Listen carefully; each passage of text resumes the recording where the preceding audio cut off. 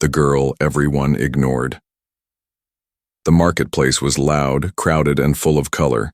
Aliens from every corner of the galaxy moved between stalls. They shouted, bargained, and laughed, but no one looked at the girl sitting near the trash pile. She was small, thin like a stick, and covered in layers of dirty cloth. Her skin was gray but hidden under mud, dust, and strange bruises. Her hair was stuck together, filthy and full of knots. Her eyes stayed low, afraid. She didn't beg. She didn't move. People walked around her like she wasn't there. Some kicked dirt toward her. One alien even muttered, "Disgusting thing. Why is she still alive?" Jace, a human traveler, had just landed on this planet. He came for parts, nothing more. But when he passed by the trash corner, his eyes stopped. Something, or someone, was there. He paused. A pile of rags? No. It was moving. Breathing. A girl. Jace slowly walked closer. The stench hit him first, like something rotten and old. But he didn't step back. The girl lifted her head just a little. Their eyes met. Hers were wide, golden, and full of silent fear. He knelt down. "Hey, can you hear me?"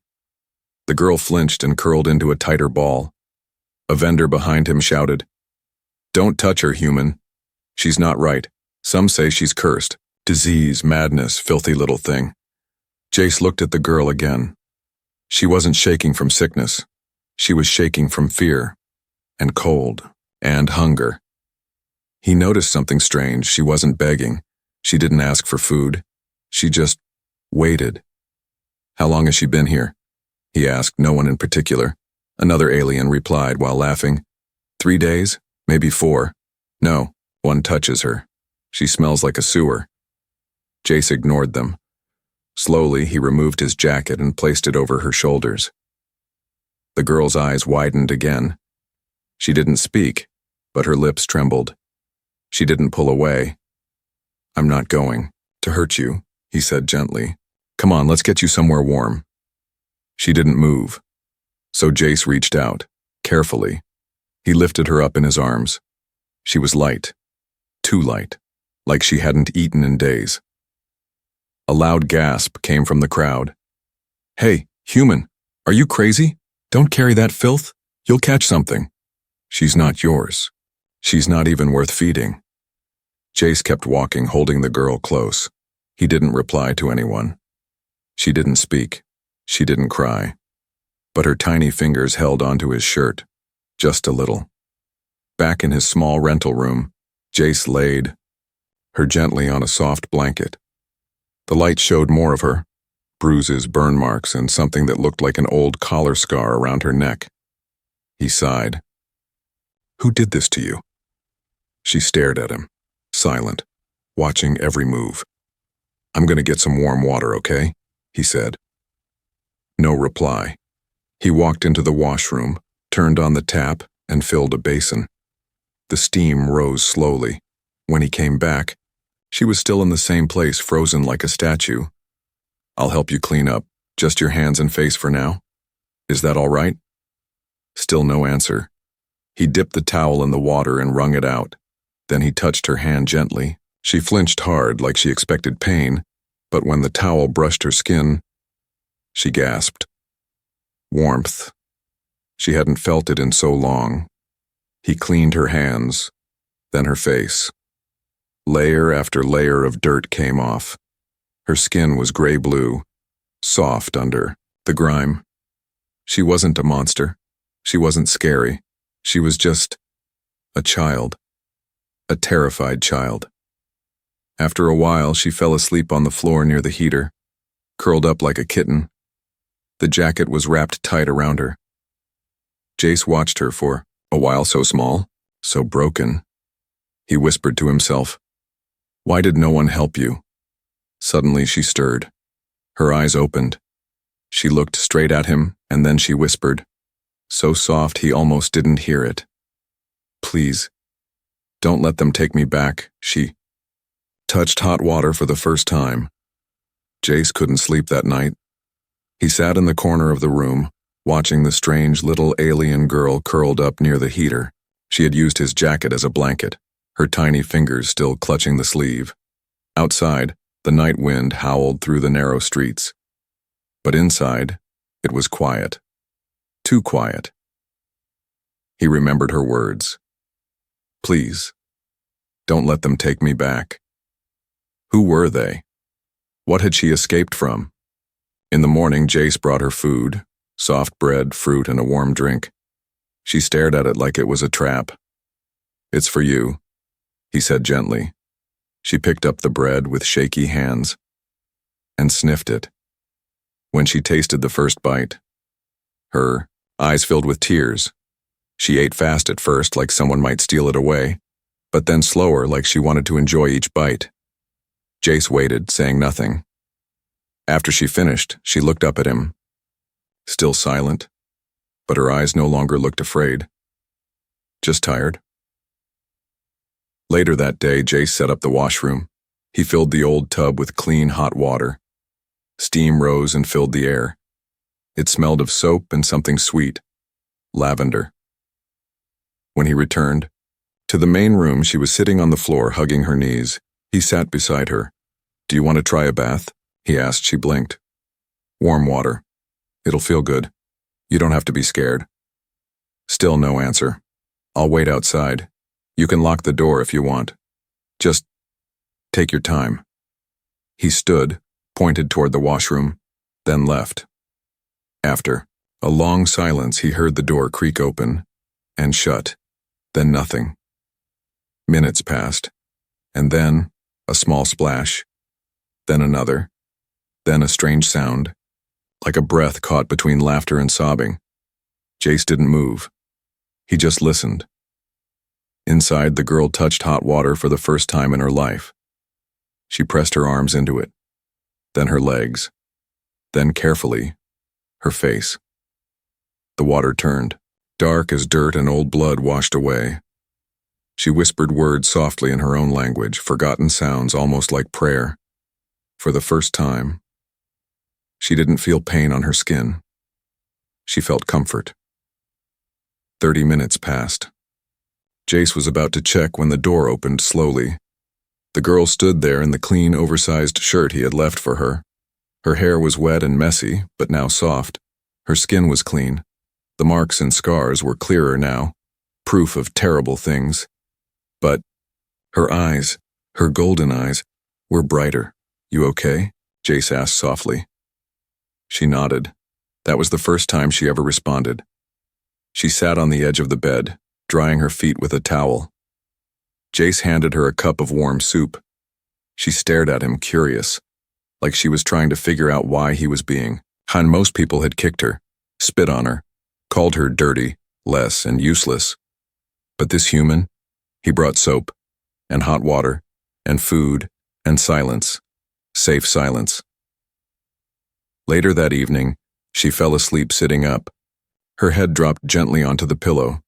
Jace covered her with a blanket and stepped outside for air. But what he saw made him freeze. His front door was marked, painted in red alien letters, a warning. He scanned it quickly. He had seen similar signs during war missions. This one said, "Return the escaped property. You have 24 hours. He looked around. No one in sight, but he felt it. Someone was watching. He stepped back inside, locked the door, and bolted it shut. He looked at the girl. She was still asleep, but her hands were clenched into tiny fists, her body curled like she expected pain to return at any moment. Jace sat near her. He didn't sleep. Not that night. When the lights flickered around midnight, the girl suddenly sat up, eyes wide, and whispered in fear, "They're close." They came for her at midnight. Midnight fell like a shadow. Outside Jace's room, the city had gone quiet. The streets were empty, and even the neon signs flickered less often. Something in the air felt wrong, like the silence before a storm. Inside, the girl sat on the floor beside the heater, staring at the locked door. She hadn't spoken much all day, But now her golden eyes were wide. Her hands clutched the blanket tightly. Jace noticed the change. He knelt beside her. "What's, wrong?" she whispered. "They're close." Jace froze. "Who?" She shook her head slowly, whispering a word that wasn't in his language. Then translated it softly, like it hurt to say. "Hunters." Jace stood and quickly shut off all lights. He moved to the door, pulled the safety latch tighter, then loaded. His old blaster. He hadn't needed weapons in years, but tonight, something told him he would. The room went dark. Only the low hum of the heater remained. The girl didn't cry. She didn't scream. She just waited. Like she had lived through this before. Suddenly, a sound. Not a knock, a claw, scraping. Then silence again. Jace stepped back, gun raised. His heartbeat pounded in his ears. He looked through the peephole. Nothing. Then, boom. The door shook as something heavy slammed against it. The girl gasped, crawling backward. "They're here," she whispered. "They'll take me. They always do." "No," Jace said firmly. "Not this time." He raised his gun and stood in front of her.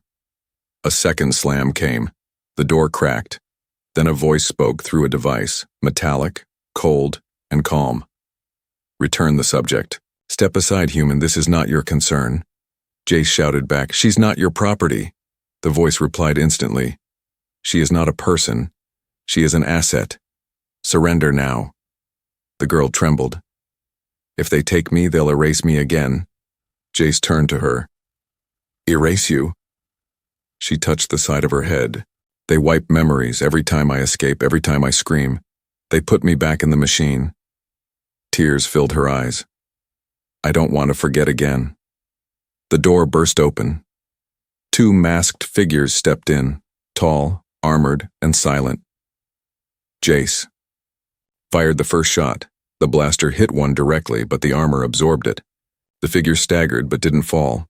The second moved fast, pushing Jace hard against the wall. The girl screamed. But this scream wasn't fear. It was power. A pulse shot out from her mouth, high-pitched, sharp, and invisible. The air vibrated. The hunters froze. One dropped his weapon, hands clutching his helmet. The other fell to his knees, shaking. Jace covered his ears, stunned. And then, it stopped. The girl collapsed to her knees, panting. Her nose bled. Her body shook like she had used every ounce of energy. But the hunters were down. Jace rushed to her.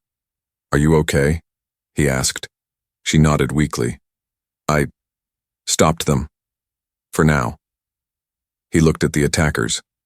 They weren't dead, but not moving either. He grabbed a small ID chip from one of their belts. The display blinked and loaded data. Subject retrieval mission, code X17. Clearance Biocorp Division, Biocorp. Jace remembered that name from old military files. Not a company.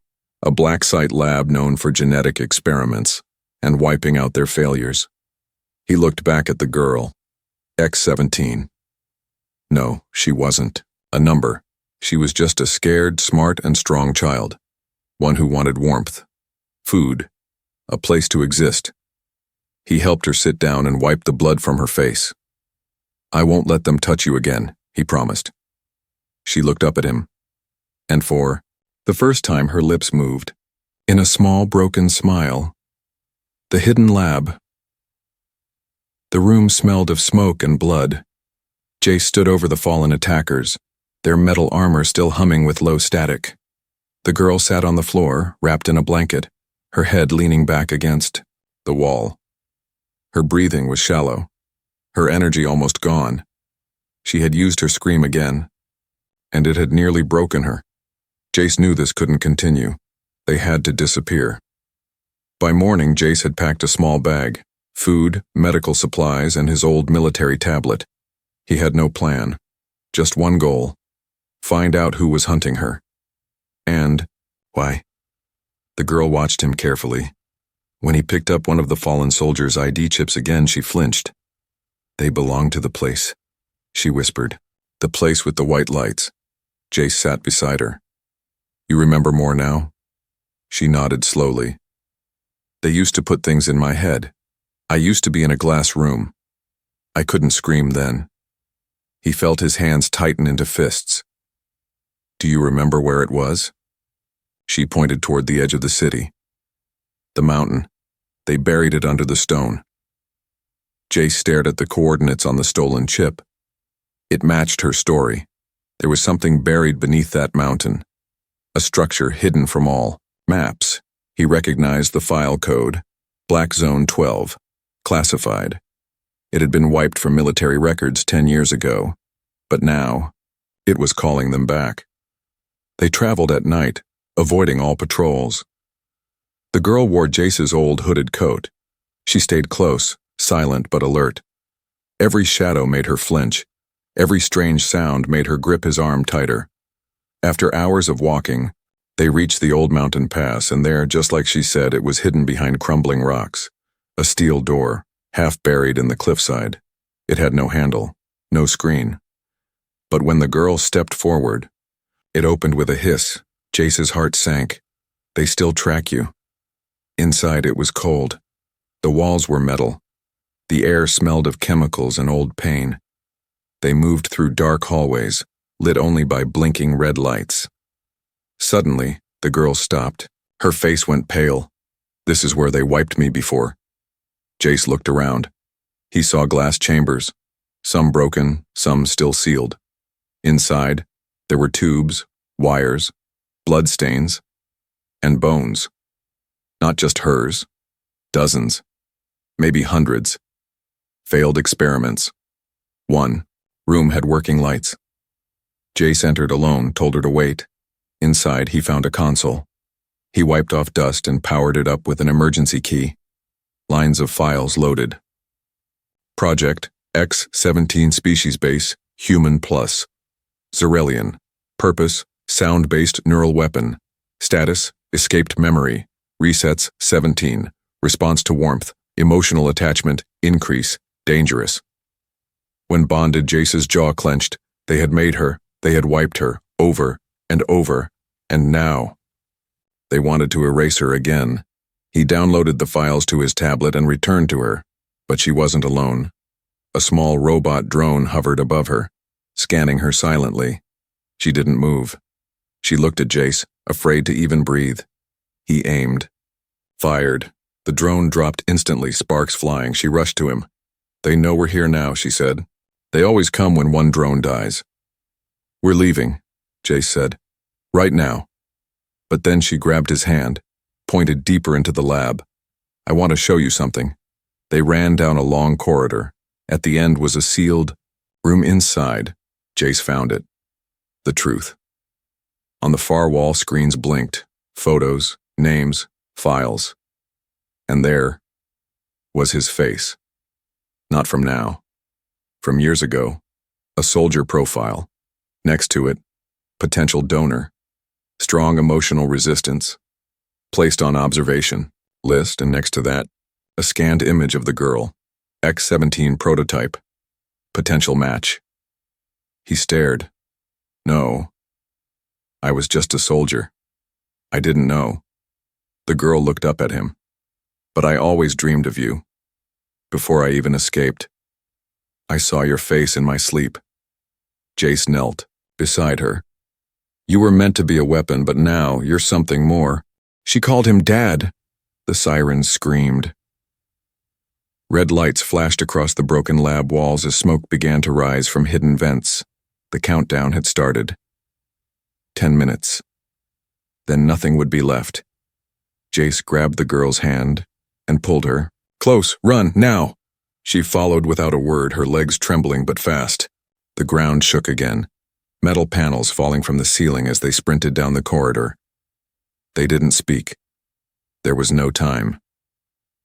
Jace's heart pounded like a drum. The tablet in his backpack carried the files, proof of what they had. Done to her and then to others. He had to survive. For her. And for the truth. As they neared the exit, the girl suddenly cried out. Jace turned. Her foot was caught, wedged between two bent floor panels. He dropped to his knees, yanked the metal apart with all his strength. Come on, come on. Her face was tight with pain, but she didn't scream. He freed her foot and lifted her into his arms. The countdown echoed louder. 6 minutes remaining. They reached the main door, but it didn't open.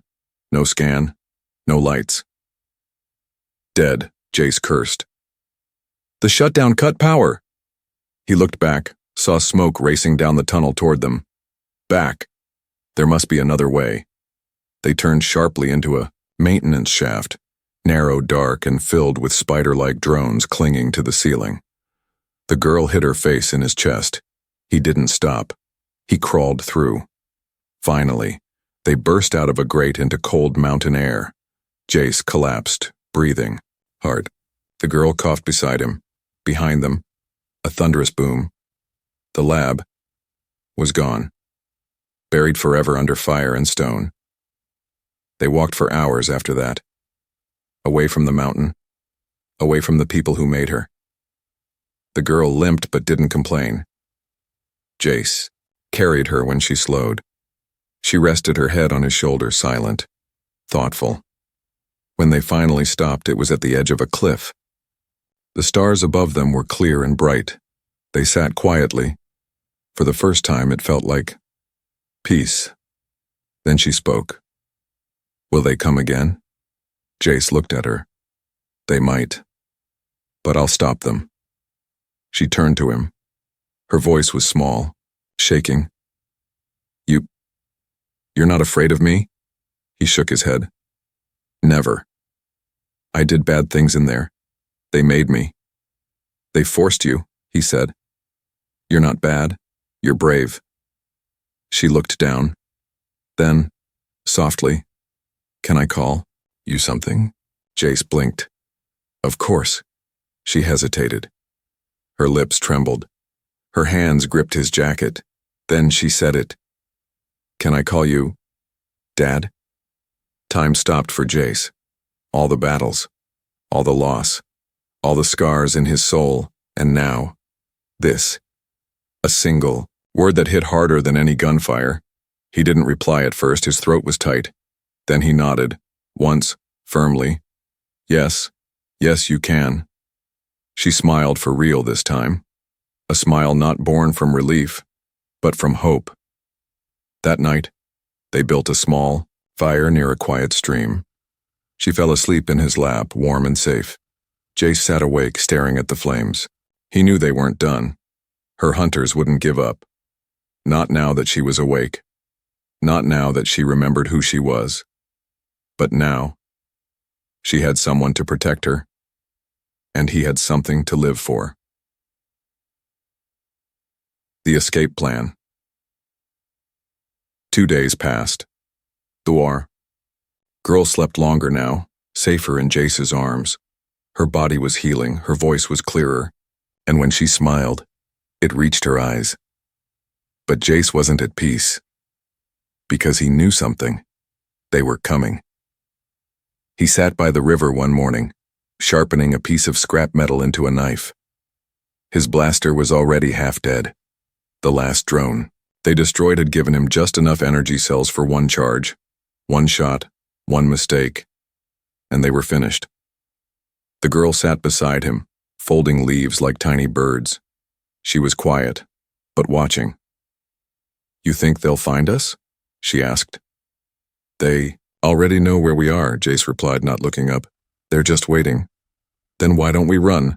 He paused. Because we'll never stop running unless we fight back. Smartly. That night he took her to an old bunker, a forgotten rebel hideout from an old war. It was broken, but the walls still stood. Inside were old maps, stolen comms, gear and broken tech pieces. We'll use this place, he said, but not to hide. To set a trap. They worked together for hours. The girl used her scream to fry leftover circuits. Jace rewired sensors to make fake heat signals. He even set up a false escape pod, a decoy to lure them in. She learned fast. Too fast. Her mind wasn't just smart, it was designed that way. He watched her build a coded lock from scraps in 20 minutes. You're incredible, he whispered. She smiled. You taught me. On the second night, while testing a signal jammer, she froze. "What's wrong?" Jace asked. She held her head. "I feel them. They're close." "How close?" She pointed toward the dark forest. "Hours. Maybe less." Jace knew the time had come. They couldn't just wait. So they prepared the final step. A message. He hacked into a secure line and sent a fake SOS. Human and subject X-17 fleeing toward Drop Zone 9, weak, injured, alone. Then he looked at her. "This will bring them." She nodded. "No fear this time. Let them come." Before dawn, the trap was ready. Jace hid her deep underground in a shielded chamber. He gave her a radio and locked the door. "No matter what happens," he said, "you stay quiet, you stay hidden, you wait for my voice." She looked up at him. "But what if you don't come back?" "I will. You promise?" He smiled and touched her forehead. Stronger than a promise. Then they arrived. 3 ships. Silent. Silver. Deadly. Jace stood in the clearing, hands up, acting weak. A voice rang out from the lead ship. "Where is the subject?" "She ran," Jace lied. "But I'm done running." 3 hunters moved forward. One held a scanner. "She's not far. We'll find her." But as they stepped closer, the fake pod exploded, not with fire, but with sound. Her recorded scream, amplified and redirected. The hunters dropped, bleeding from their ears, helmets shattered. Jace opened fire, 1 shot. 1 direct hit. 1 down. But then he was hit. A blast from the side. He fell. Hard. His side burned, vision blurry. 1 hunter approached slowly. Gun raised. "This ends here, human." But suddenly, the scream came again. Not from the speakers, from behind. The girl. She had disobeyed. She had come. She screamed louder than before. The hunter fell, helmet crushed, armor split. She ran to Jace's side. "You promised," she cried. "I know," he groaned, smiling through pain. "But you saved me." She helped him sit up, wrapped his arm around her shoulder. They limped away together as the bunker collapsed behind them. The ships were silent. The hunters, defeated. "She's not property. She's mine." A week passed. No attacks, no drones, no hunters. But Jace knew better. Silence was just their new weapon. He spent the quiet days building, not just walls, but safety. Logs became shelter. Wires became alarms. Every stone laid was a promise. They won't take her again. The girl helped. Her hands were small, but skilled. She hammered nails, tied ropes, and climbed trees faster than he could. When she laughed, Jace felt the world was healing. At night, they sat beside the fire. He read her old Earth stories, fairy tales and hero books. She listened with wide eyes. She liked the ones where the monster became the protector. Maybe. Because that's who she was too. One morning, Jace handed her a small device. An old comm tag. "What's this?" she asked. "A name chip," he said. "It carries your name, so no one can ever erase it." She frowned. "But I don't have a name." He smiled. "You do now." He pressed the chip to her hand. The device blinked. Name. Luma status. Free. Her eyes filled with tears. "Luma," she whispered. "I like it. But peace doesn't last forever." That night, the alarms beeped once, then twice. Then, silence. Jace stood up, heart pounding. Luma ran to his side. A single ship hovered above the trees. Sleek, dark, silent, different from the others. It landed without sound. One figure stepped out, taller, older, wearing no armor, only a black coat.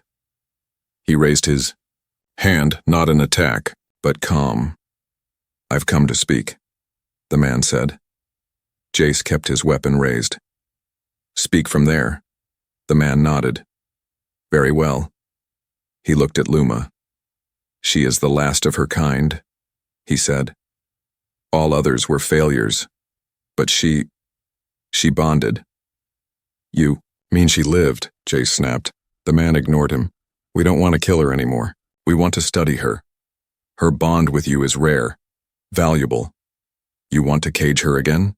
She was never meant to be free. Jace's voice grew colder. She's not property. She's mine. Luma stepped forward, voice firm. I'm not yours. I'm not his.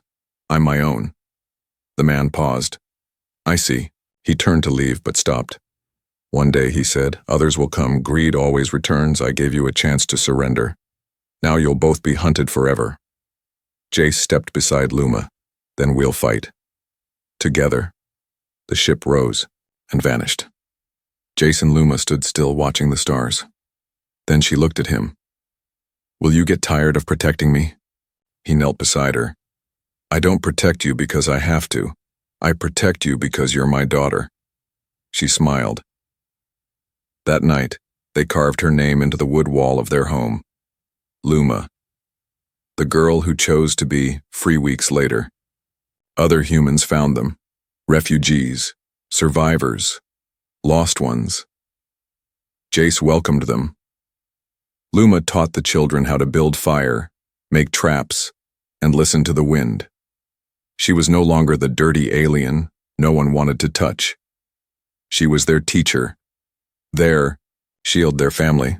A small girl with green skin ran to Luma one evening. Are you a weapon? She asked. Luma smiled and shook her head. No. Then, what are you?